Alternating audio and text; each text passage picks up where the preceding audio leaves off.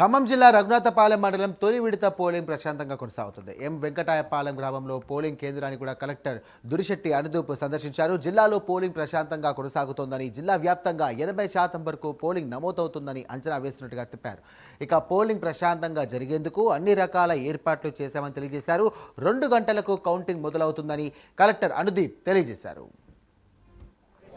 మొదటి విడత పోలింగ్ మనకి 7 మండలాలలో అదేవిధంగా 172 గ్రామ పంచాయతీల్లో నేడు ఇప్పుడు పోలింగ్ జరుగుతూ ఉంది.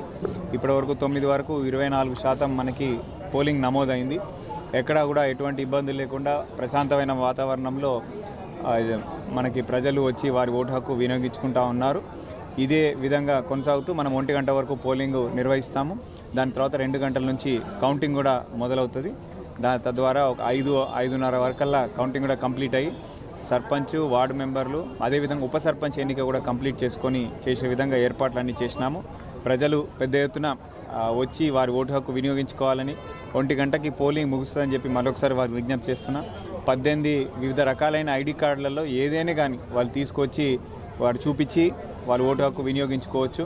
కాబట్టి ఈ ఓటు హక్కును వినియోగించుకోవాల్సిందిగా జిల్లా వ్యాప్తంగా ప్రజలందరికీ కూడా విజ్ఞప్తి చేస్తాం. ఖమ్మం జిల్లాలో మొదటి